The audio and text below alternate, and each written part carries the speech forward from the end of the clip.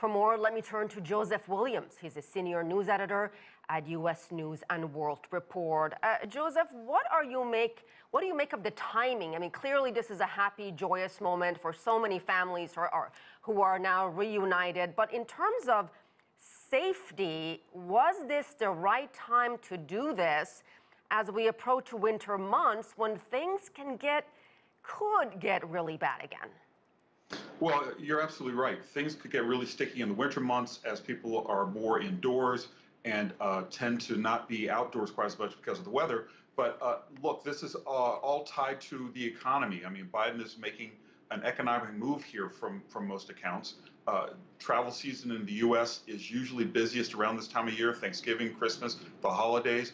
As your reporter mentioned, there's a lot of pent-up demand from overseas. So this is a win-win for European partners and the United States airline industry, as well as providing a nice little second sort of mini stimulus here in the United States.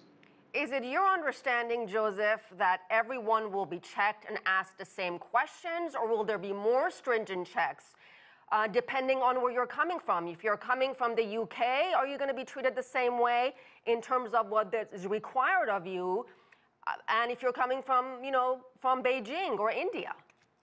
Yeah, that's a very key question. I don't think we have any definitive answers on that just yet. It's easy to imagine that visitors from Western Europe would be treated a little bit more leniently than people from outside that particular region, mainly because there's been so many controversies about whether or not the Sputnik V vaccine works, whether or not Sinovac works, and is as effective as Johnson & Johnson, Moderna, and the Pfizer vaccines here in the United States. But certainly, the move here is geared more towards Western Europe than other parts of the world. But again, he is making an economic move here because hotels are looking up in bookings, airlines, restaurants.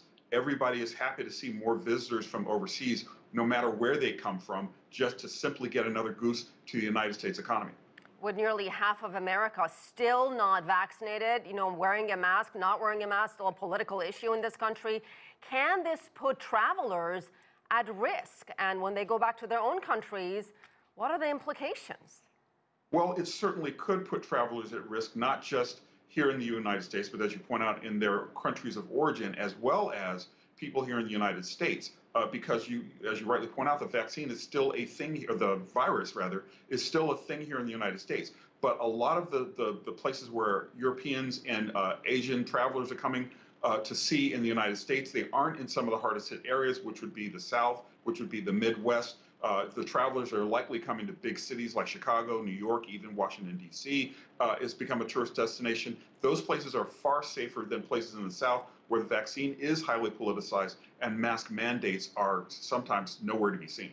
And Joseph, I know Jim, our reporter, touched on this a little bit, but what do you make of this in terms of profit, a much needed profit, I suppose, for the travel industry, tourism has been lagging?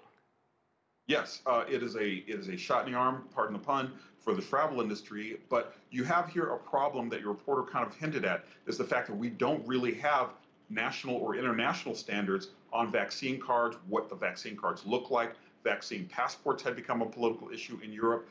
And we have some areas where questions are not standardized. You have people being asked different questions at customs in some part of the country than in others. So standardization is an issue. It should be straightened out, but we still don't have any definitive answers on whether or not there will be one standard that's being held, that people around the world are being held to, that's applied here in the U.S. Yeah, apparently a lot of Canadians are not being asked anything in terms of vaccinations and in terms of their COVID tests. So you're absolutely right about that. We're going to leave it there. Joseph Williams, thank you very much.